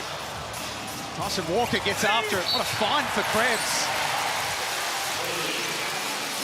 Sometimes you can be a little too selfish. I think that last one by Hunter is trying to find a pass to McGee again, rather than just looking for your shot. Yeah, going ahead and either going to his floater or just attacking the backboard strong, trying to finish. Krebs with a little scoring burst here. He's got 10 already on 4 of 7 shooting. Starting again tonight, Tanner Krebs. It's the 13th time this season that he started. Having a good season, almost 9 points a game, 47% from the field, 40% from the three-point line. And always been a pretty reliable free throw shooter, 88% on the season. Again, it's one that Dave O'Hickey, clearly they've noticed what we did, Derek, trying to find McGee the ball, but there's a balance in there somewhere. Winston Tatum throwing his head back in disgust. Peeking denies that shot and it's out of play. Kelsey, how did Dean Vickerman approach that break in play? Well, he had lots of chats with the team. He wasn't giving too much information, but the one thing that he did say that they've gone out and executed is the pace of play. He wants a lot more pace, a lot more of that, and he said that trumps anything that we're doing at the moment, so expect them to push it a little bit. Push from Swakala-Bullock. Edwards puts him into the good seats. And in some of these penetrating moves by the Hawks, as we see Swakala-Bullock try and get it up, nice block shot by Edwards. Andrew, they're not doing a good job of seeing where the help defense is coming from. Yeah, just some judgment decisions that they're making. And yeah, we're all in favour in getting it to McGee, but sometimes the shot is a lot easier than the pass.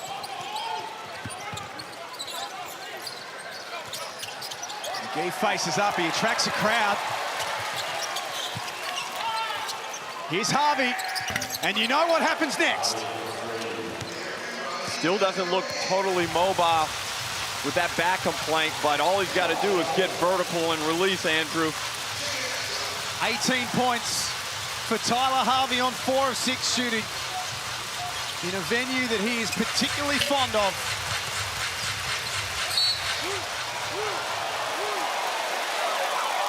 Blue ball. Jesse Edwards hasn't worked out that it's their ball yet. Let's take another look here.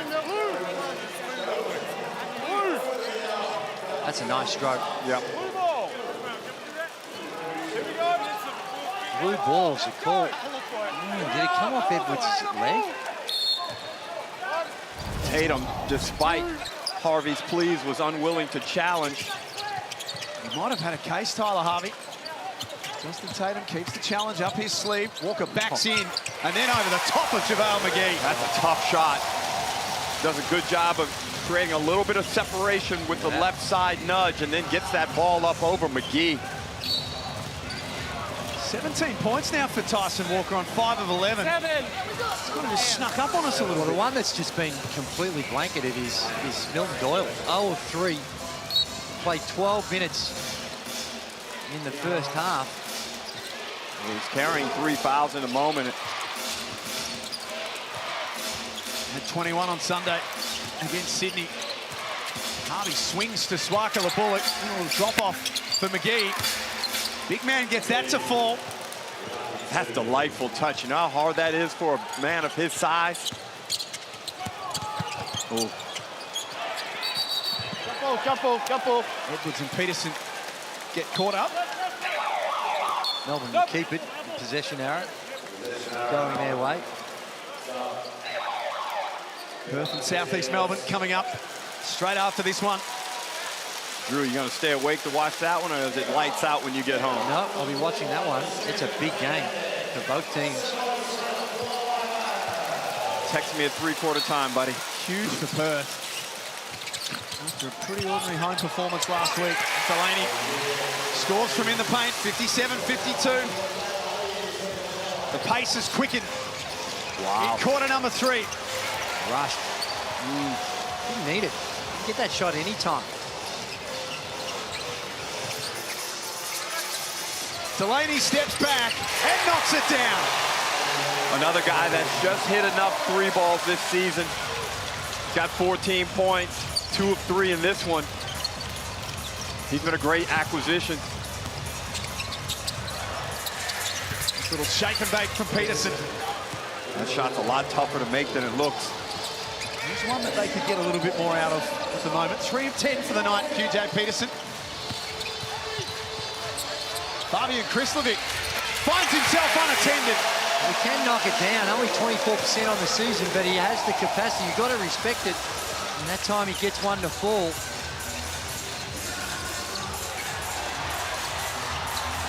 Krebs got it back for Melbourne. Walker surveys the floor, decides that the best option was to go himself and to put Melbourne up 11. Tangerine timeout, Illawarra. Well, they went on a defensive run there, getting back to that united pressure defense. We look at the Amy replay. Walker's been instrumental in this run, finds Delaney on a kick out.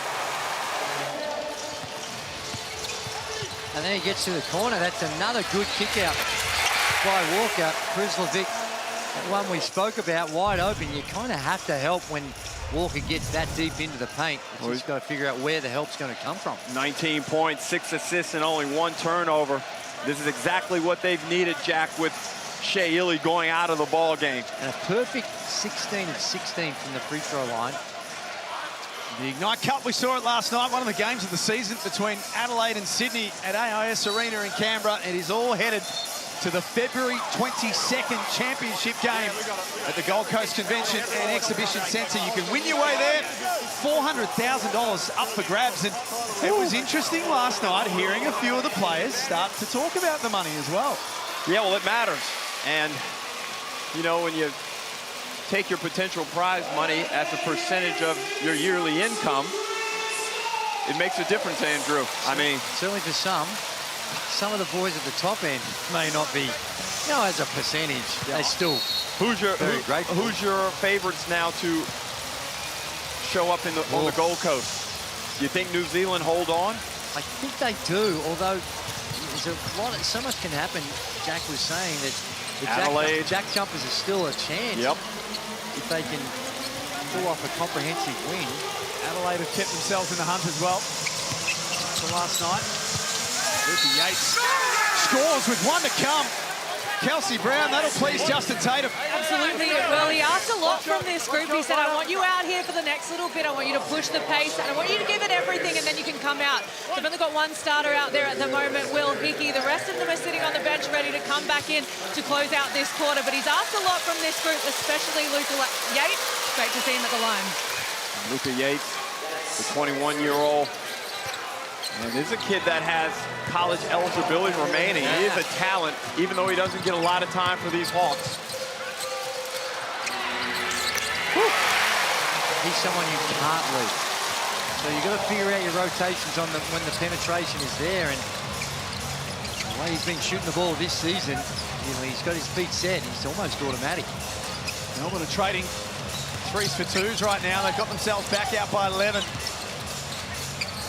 Greeter hustling underneath.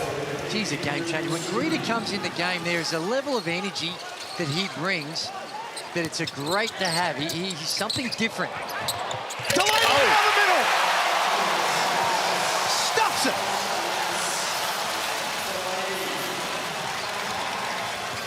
Finn Delaney is having himself a night. In fact, he's having himself a few weeks. He's very quickly become one of Melbourne United's most important players. Peterson off balance, high degree of difficulty. Melbourne off to the races. Doyle waits for Walker. He lets that 3-ball. This next 2.5 minutes is critical for the Hawks. Just get a sense that it's starting to go the way of Melbourne United. The tempo is there. They're getting the stops on the defensive end. Nice pass.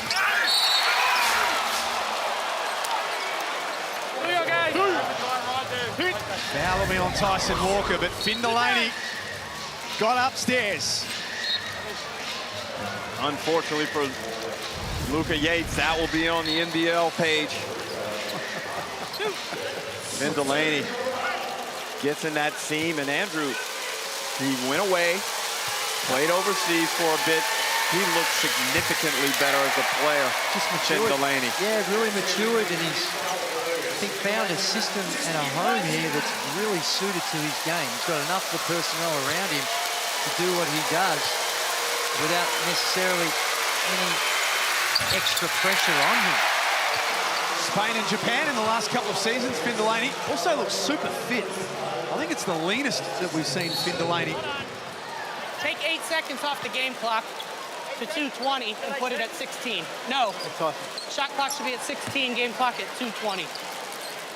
Official Ken Arick all over that one. They've got to be mathematicians when they Hold on. look up at the clock and the possession goes in.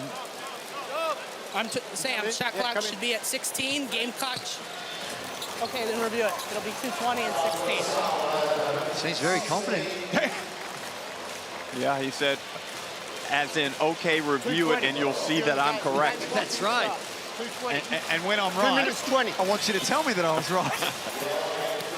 And he's right.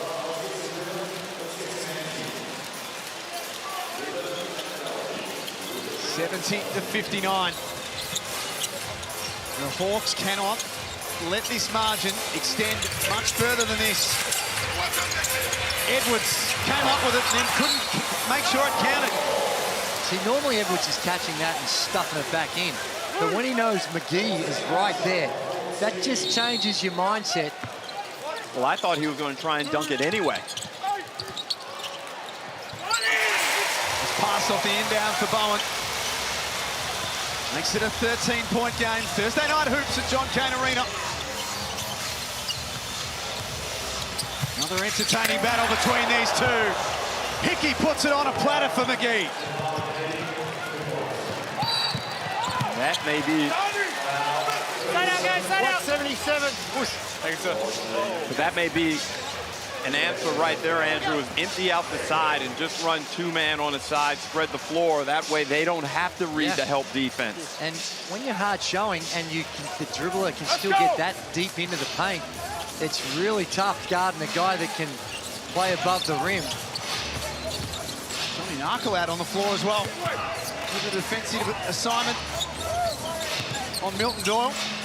Here he is, hasn't scored in the game. His luck doesn't change. Offensive rebound from Jesse Edwards. That's O-board number 16 for the night for Melbourne. Doyle over 0 for 4, Derek. And this is a time I think whatever set you've got in your suite of options that gets him the ball, find a way to get him a look. Edwards trying to go straight through the middle of McGee again. No foul. Blanchfield took it from one end to the other. Back to 9.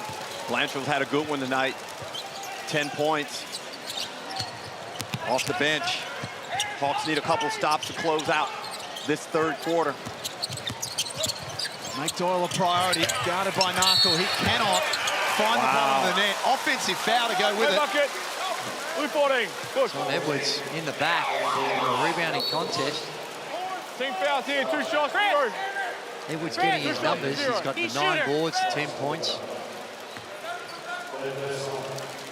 So it's back within single figures.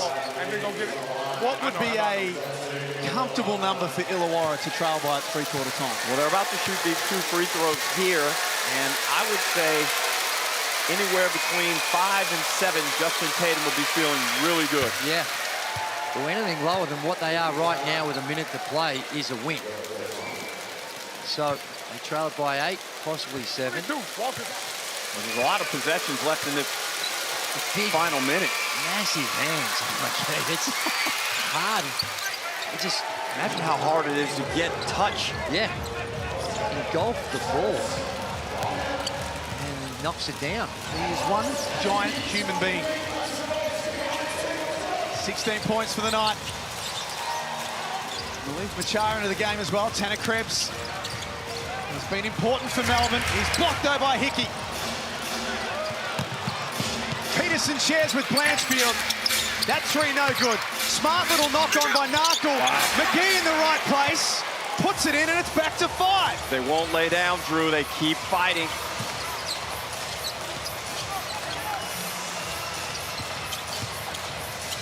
Hawks in. McGee get upstairs and said, get that out. And chase the ball down. As if he wanted to put an autograph on it. Well, great move by Jesse Edwards. Uses a spin move to try and get away. That's a goaltend. Oh, I'm not sure. It's almost...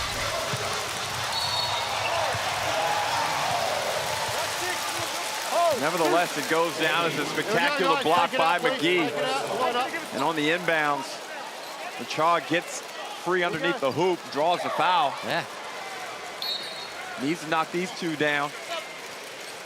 As Harvey will check back in the game.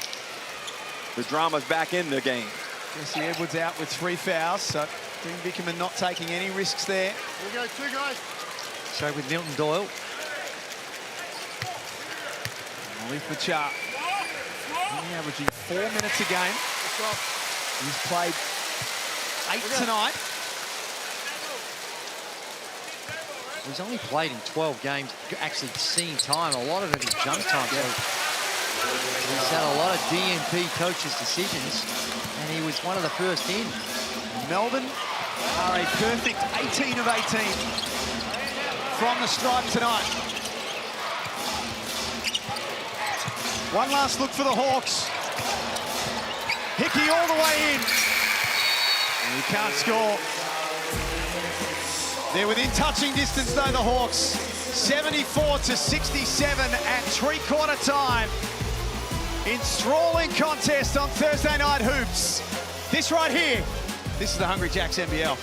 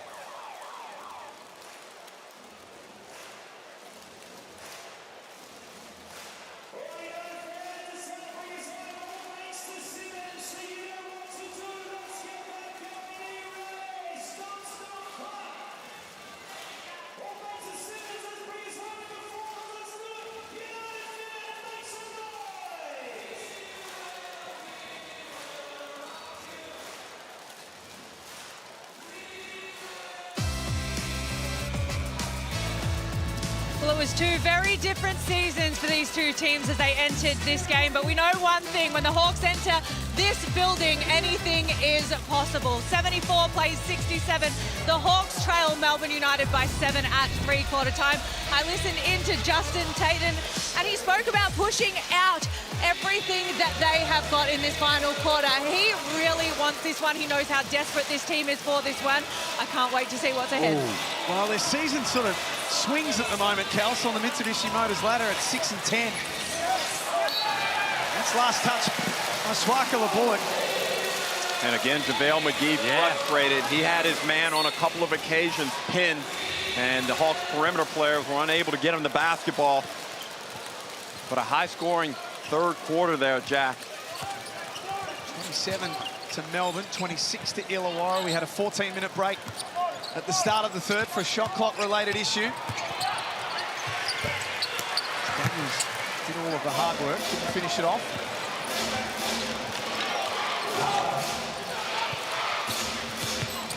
Harvey and McGee trying to work together. They get QJ Peterson involved too. His shot blocked.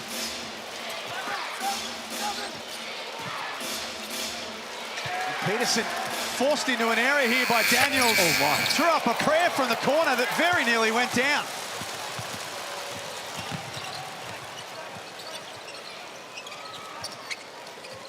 Melbourne finished that back end of quarter number 3 strong after the Hawks made a big run at them.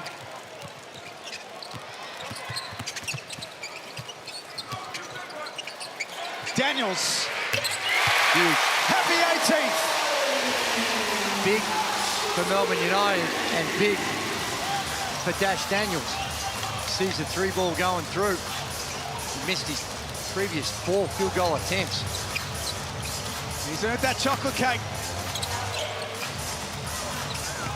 Helps his team back to a double-digit lead. Again, Illawarra go really late in the shot clock. And JaVale McGee set sail. Quansfield saw it coming though, turnover and score.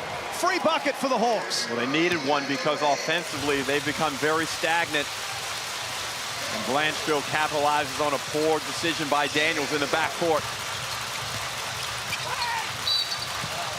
Third meeting of the season between these two teams. 107-93. Illawarra defeated Melbourne in round 8. A couple of weeks later, it was Illawarra who lost by 3, I should say, Drewy. Here's Dash Daniels.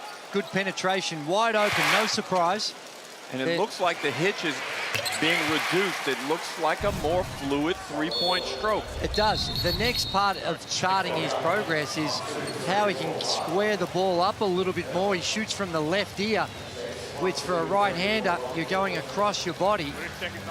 Just needs to try and straighten that up a little bit and still got a little bit more fluid with the connection between the lower body and the upper body, but hey, knocked down a big 3.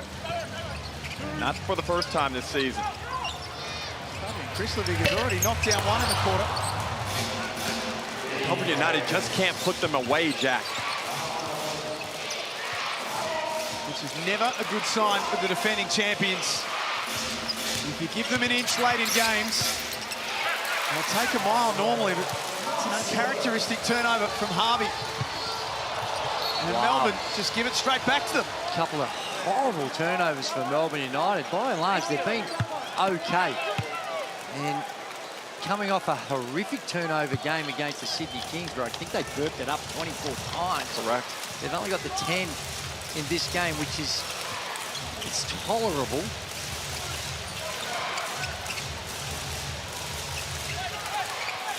Krislovic, the job of guarding JaVale McGee. Daniels trying to quell the influence of Tyler Harvey. They're running out of options. McGee in the mid-range. They're not functioning offensively again, Illawarra. And a lot of pressure.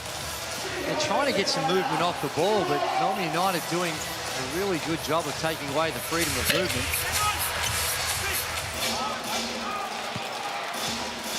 Another double-double for JaVale McGee. That's rebound number 10 to go with his 18 points, and that is his 14th double-double of the season. in 17 games. Geez, they've had some opportunities, the Hawks. Just haven't been able to capitalise. I think he got himself caught, went too deep, wound up in a bad angle as he tried to release that one. Second chance for Melbourne. Next bucket in this game is big. Both teams have been on a dry spell. 1-1. Foul call, Tyler Hutton, just a reach-in foul. Here we go.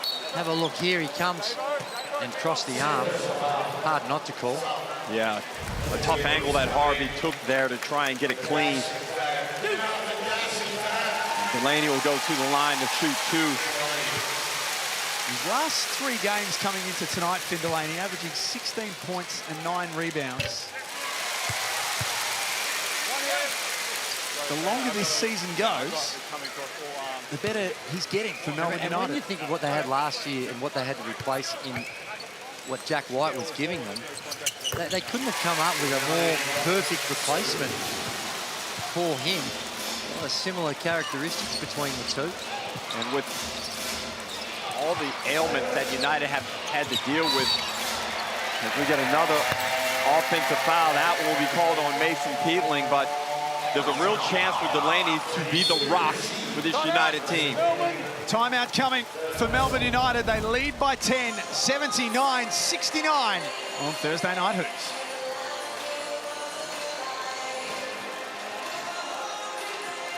Well, yet another example of what happens when you fall on the ground on an on-ball screen, or any screen, for that matter. One, there wasn't a whole lot in it. It's a simple pick and roll, but they really do favour. If someone falls on the ground, they're getting the benefit of the doubt. Been a definite shift in the last 2 years with the way that call is adjudicated. You just have to be so disciplined with how you process your foot movement. But you're so keen to roll. You feel the contact, so you immediately roll, and then it just comes across like it's some sort of moving screen. I just think that we might have overcompensated on trying to find the balance between the offense and the defense.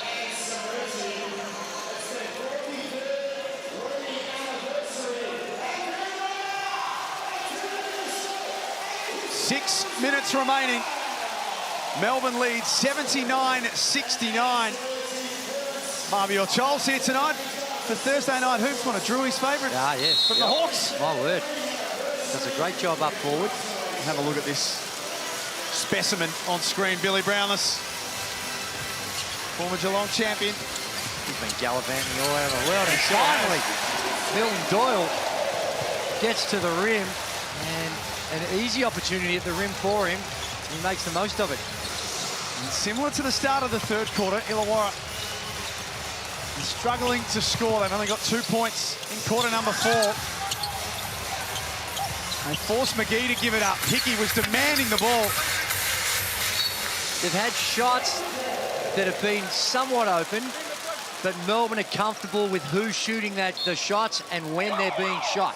And they're shooting it at 40% from the three-point line, the Hawks, but it doesn't feel like it's been hugely impactful. No, but if you've got JaVale McGee taking perimeter shots like he's had a couple in the last 6 seconds of a play, or see Hickey taking a three, you live with it. And that's easy, good offense. Coming out of this timeout, 2 really good sets, and both of them have involved Milton Doyle. 14-point lead. The Hawks have lost control of this one. Melbourne have taken complete control. McGee wears one in the face. Inadvertent, of course. Not sure what the fans are upset about. The guy cops it in the finger in the eye. You're going to feel a bit of pain. Yeah. Great hustle by him because the pass was poor. He saved the turnover, regained possession, and where's the medical assistant for McGee? I think they're holding off, because if the medical staff comes out, there you go. Poked in the eye. That's a nasty poke in the eye. But now the medical, so they hold off on the medical staff, because if he can recover and the medical staff are out there, he has to go off. Now, by the look of him and they're seeing that replay. He's going to have to go off anyway. Well, it was pretty evident early on, Jack, that he was not going to be able to continue in the short term. Well, there's already a bit of shine and a little bit of blood under that eye. Here's another look. Ow. Ooh. Let's go, Tyler. Let's go. Yeah. That is unfortunate. And we've all been there. Get the poke in the eye, the hit above the brow that requires stitches. Peterson unloads the 3-ball. He jumps out. Just has not been able to get him to drop. He's had some good looks. 3 of 15 for Peterson. Starting to get to the critical stage for Illawarra now. Yeah, this is a must-stop possession, and they don't get it. That's the beauty of Milton Doyle, though. Exactly. He can be cold, and then boom, he makes 3 plays in a row for you. 16 points is now Melbourne's biggest lead of the evening. And it comes at a very, very good time for them. A turnover comes at an awful time for Illawarra. Great hustle by Delaney. They swing to Tanner Krebs. And that hits the side of the backboard. He'd love that one back. Walker just went and got it back from Peterson. And the layup. Justin Tatum forced to burn another timeout. This has been some sort of move from Melbourne in the 4th quarter. And in that play right there, we see Tyson Walker's value on the defense, gets his hands on that crossover, and this is a super tough finish. Left hand off the glass. Yeah, Peterson hasn't had a good one. And another critical possession. And it leads to a relatively easy transition bucket for Melbourne United. And it's hard to see how the Hawks can come back in this one. Only 69 points in the contest. And just not getting enough opportunities. 14 turnovers for the Illawarra Hawks is too many. 13 points to 2 in quarter number 4. Perth and southeast Melbourne is where we're headed next. A bit of a delayed start in the west at RAC Arena. Felix von Hoff's there, Damon Lowry's there. Damian Martin in the house. Well, it should be a blockbuster game, and I'm sure Felix and Damon will keep us entertained. You look at the top 5 scorers, Walker, Delaney have been outstanding for United. McGee, well, he's in the change room now with what appears to be a laceration just below his eye. I'd be surprised if we see JaVale McGee again for the rest of the night. Illawarra have got Adelaide on Saturday at home. Nice layup from Will Hickey. Just points 3 and 4 of this final term. Kelsey, you were listening to Justin Tatum. I was. He wanted a lot more fight from the Illawarra Hawks, but I will reiterate what you guys said. I doubt we'll see JaVale McGee for the rest of the game. Tyler Harvey is still in a lot of discomfort with that back, and with all of this falling on Harvey and Hickey now, it's a big task for the Hawks.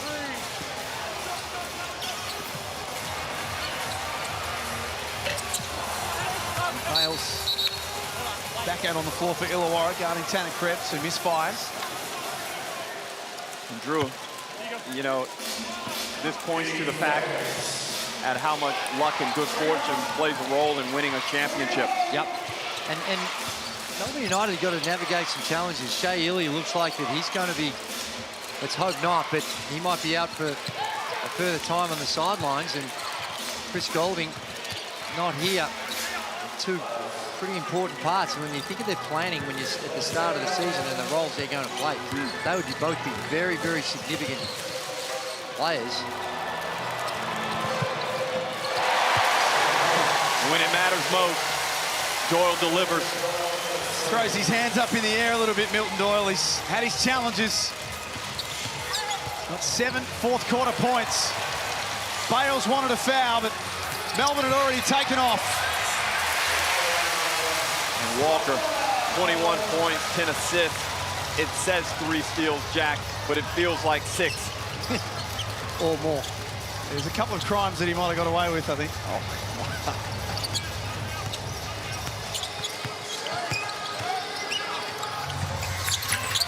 Just this offense.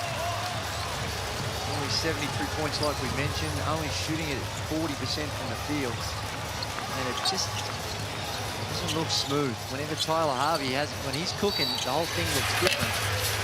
So it's been, Drewy, the point of conversation for a lot of the season about Illawarra. Last year they had Trey Kell running the point, and then Will Hickey coming off the bench. This year they had a disjointed start for Will Hickey through injury. They had Ja'Cory McLaughlin. They made a decision to move him on. They've gone with QJ Peterson, who's more of a shooting guard than a true point guard. Yeah. Is it a problem for them? Should they have had a point guard? There's enough evidence to say that there are issues.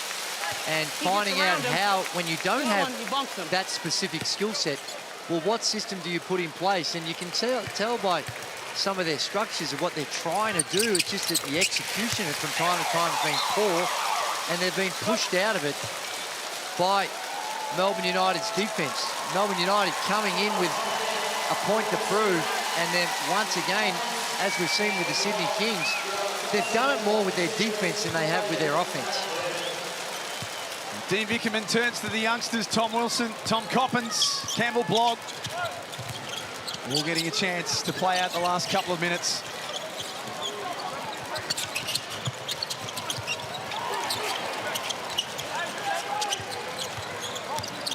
Shot clock down to 5 for Boali Bales. Little step back three is deep. Milton Doyle, who was turned up when the game was up for grabs in the fourth quarter. Not that time around though, Swakala Bullock. For the Hawks, who had their chances, just 6 by 7 points the difference between the two teams at three-quarter time.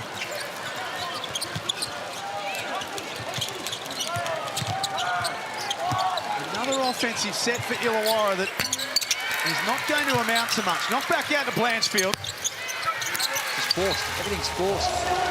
Only 4 points in this final term, and things have really dried up as Melbourne United just cranked up the D, and now Wilson had the stats. He knocked one down from the Kmart logo. Well, he's one now with Shea Illy that might come back into the rotation.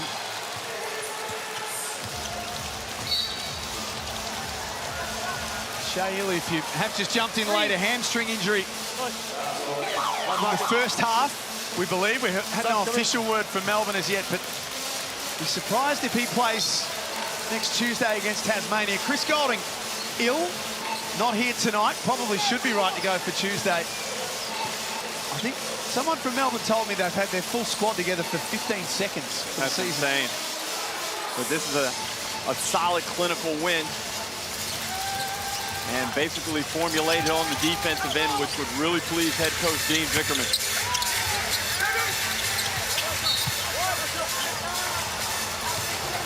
The Hawks ball from the baseline.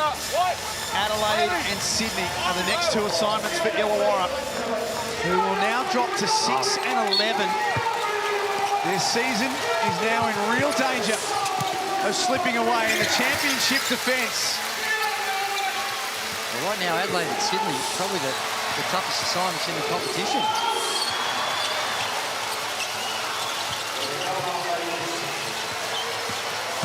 Melbourne United have squeezed the life out of the Illawarra Hawks in the fourth quarter.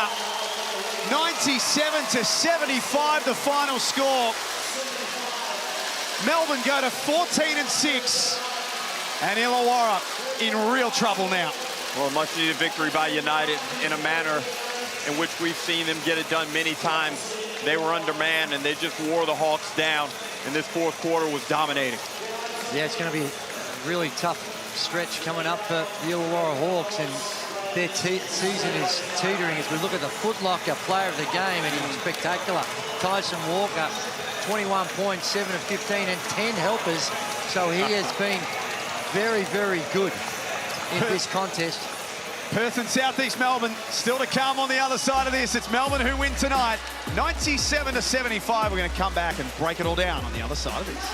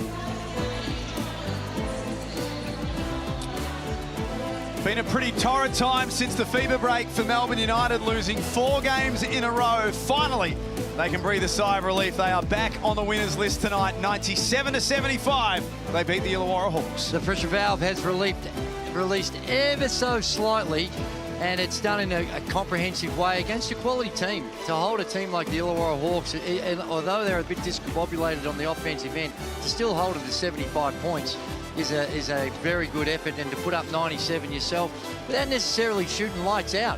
They did what they had to do, but it was their defense was the foundation for getting this comprehensive win. And like we see so many victories occur this season, it's a patch of play. It's a 2, 3, 4-minute period where a team really dominates the other team on the defensive end. And that was definitely the case in this one here in the fourth quarter. Melbourne United restricted Illawarra to only 8 points. Wow. Big numbers for Tyson Walker. He's our Foot Locker player of the game. 21 points, 10 assists, 3 steals, a couple of rebounds as well, plus 27 for those who play the plus-minus game. Yeah, he's a dynamite player, and we've seen already this season what he can do. He can get up and in, puts a lot of defensive pressure, so he's doing a really high, intense job at both ends of the floor. The 10 assists today really sticks out in the way not only was able to find shots for himself, but distribute, keep things calm, and when it got close, usually he was involved in the action in that last quarter as well. Milton Doyle was having a really quiet game, and as we've said time and time again, when the moment he gets on the line, he seems to be the one that doesn't walk away from that moment.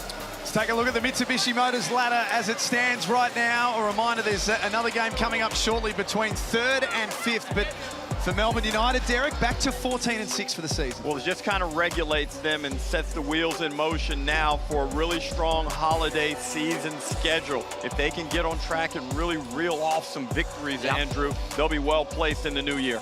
And in contrast, the Hawks, trouble with a capital T. Major trouble at 6 and 11 with a capital Ch.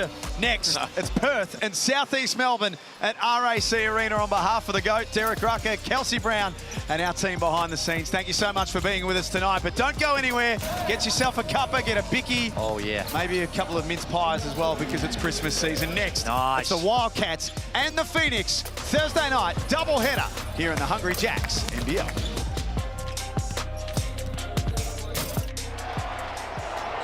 This program is brought to you by Hungry Jacks and Bunnings Warehouse.